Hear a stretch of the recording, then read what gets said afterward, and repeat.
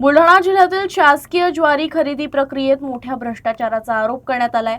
जिल्ह्याच्या उत्पादन क्षमतेपेक्षा अधिक ज्वारीची शासकीय खरेदी दाखवून व्यापारी आणि खरेदी केंद्र संचालकांनी कोट्यवधी रुपयांचा गैरव्यवहार केल्याचा आरोप शेतकरी नेते रविकांत तुपकर यांनी केला। या संपूर्ण प्रकरणाच्या सखोल चौकशीची मागणीही त्यांनी केली। सरकारी खरेदीमध्ये आणि विशेषतः नाफेडच्या खरेदी केंद्रांवर मोठ्या प्रमाणामध्ये घोटाळा झालेला आहे, भ्रष्टाचार झालेला आहे। आता आपल्या जिल्ह्यामध्ये ज्वारीचं प्रमाणच एवढं नाही, मग एवढी सगळी ज्वारी खरेदी झालीच कशी? जर शेतकऱ्यांच्या सातबाऱ्यावर किंवा कृषी विभागाचा अभ्यास जर केला तर फार कमी टक्के ज्वारीचा टक्का आपल्या जिल्ह्यामध्ये आहे। मग एवढी हजारो क्विंटल ज्वारी ही बुलढाणा जिल्ह्यामध्ये खरेदी केली कशी? याचा अर्थ असा आहे की बाहेरच्या राज्यातून ज्वारी इथं आली किंवा व्यापाऱ्यांनी खोटे सातबारे त्या ठिकाणी बनवले शेतकऱ्यांचे आणि ती ज्वारी त्या ठिकाणी विकलेले। या प्रकरणाची कसून चौकशी झाली पाहिजे।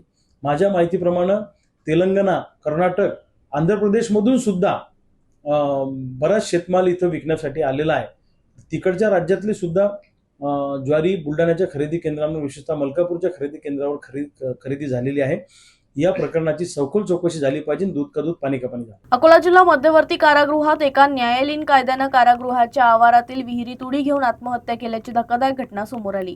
या घटनेमुळे कारागृहाच्या सुरक्षा व्यवस्थेवर प्रश्नचिन्ह उपस्थित करण्यात येत असून प्रकरणाची सखोल आणि निष्पक्ष चौकशी करण्याची मागणी होत आहे। मृत कैद्याचं नाव अनिल ओंकार निंबोकार असं आहे। 4 महिन्यांपूर्वी पत्नी वृषाली निंबोकार हिची कौटुंबिक वाद आणि चारित्र्याच्या संशयातून हत्या केल्याच्या आरोपाखाली त्याला अटक करण्यात आली होती। त्यानंतर न्यायालयीन कोठडीत त्याची रवानगी अकोला जिल्हा मध्यवर्ती कारागृहात करण्यात आली होती। माहितीनुसार कारागृहाच्या आवारात असताना अनिल यानं अचानक विहिरीत उडी घेतली। ही घटना लक्षात येताच कारागृह प्रशासनाने तातडीनं बचाव कार्य सुरू केलं आणि त्याला विहिरीतून बाहेर काढण्यात आलं।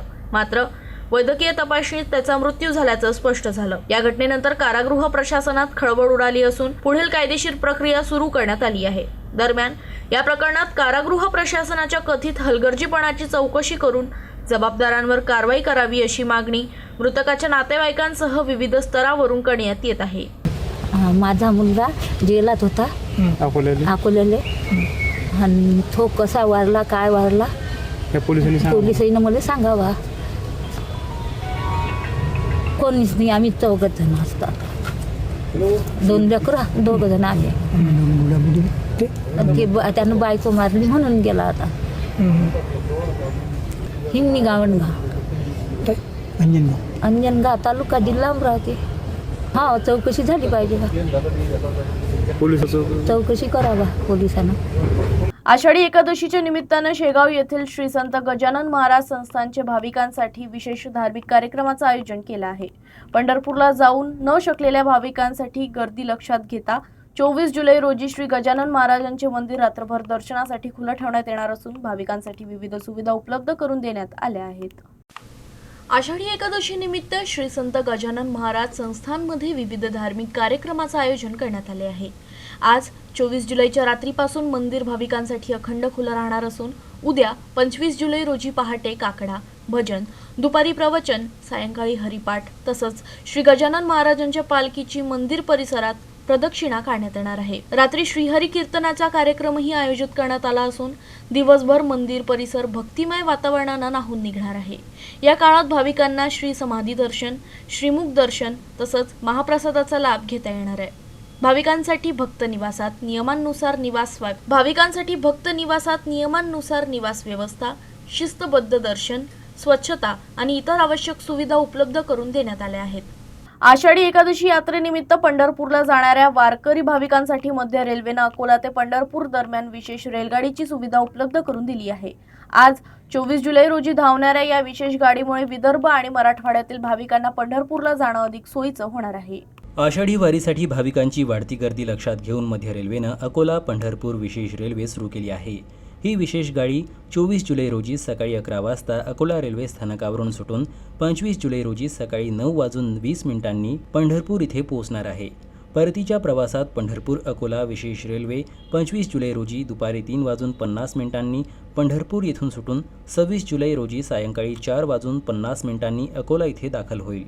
या विशेष रेल्वेत 18 शयनयान, 2 सामान्य द्वितीय श्रेणी डबे आणि 2 समान सहगार्ड ब्रेक व्हॅन अशा एकूण 22 डब्यांची व्यवस्था करण्यात आली आहे।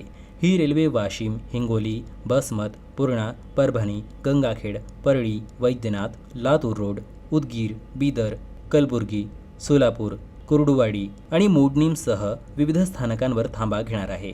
रेल्वे प्रशासनानं प्रवाशांना आगाऊ आरक्षण करण्याचं आवाहन केलं असून तिकीट आरक्षणासाठी रेल्वे ॲपचा वापर करण्याचा सल्ला दिला आहे. तसेच गाडीचे वेळापत्रक आणि इतर माहितीसाठी अधिकृत रेल्वे संकेतस्थळ किंवा NTES ॲपचा वापर करण्याचे आवाहन करण्यात आले आहे.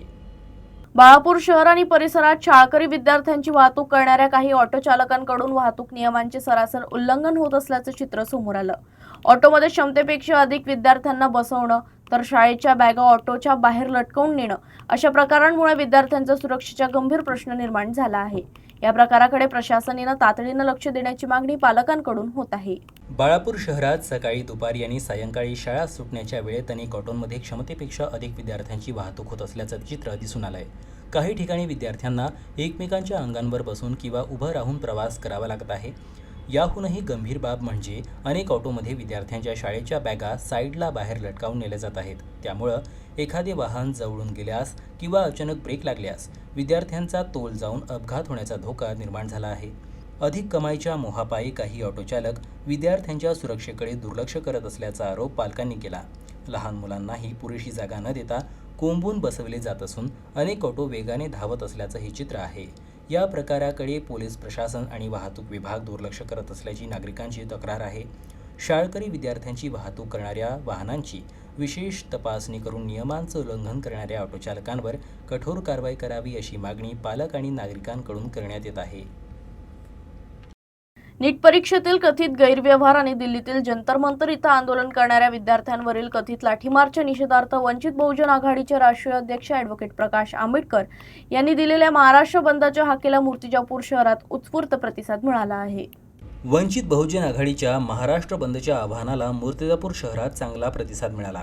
शहरातील व्यापारी, दुकानदार आणि व्यावसायिकांनी स्वयंस्फूर्तपणे आपली दुकाने आणि व्यावसायिक प्रतिष्ठाने बंद ठेवून आंदोलनाला पाठिंबा दर्शवला.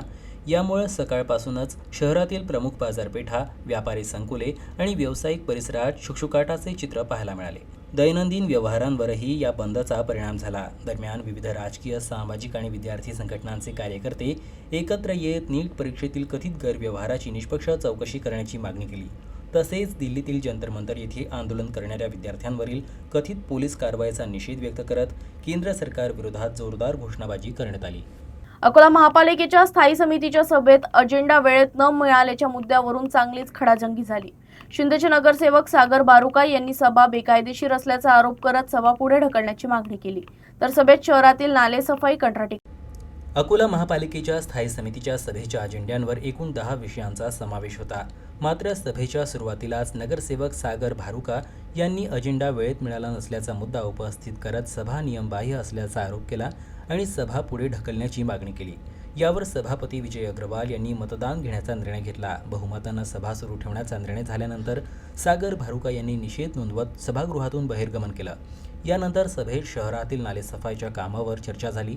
नगरसेवक निलेश देव यांनी बिर्ला रोड परिसरातील नाल्यांची सफाई अद्याप पूर्ण झाली नसल्याचा मुद्दा उपस्थित केला. तर नगरसेवक विनोद मापारी यांनी काही नाल्यांचा सफाईच्या यादीत समावेश करण्यात आला नसल्याचा आरोप केला. यावर सभापती विजय अग्रवाल यांनी संबंधित कंत्राटदाराने मुदतीत काम पूर्ण न केल्यास बिलाच्या दुप्पट रकमेचा दंड आकारण्याचे निर्देश दिले. आजच्या बातमीपत्रात इतकंच. पाहत रहा UCN न्यूज.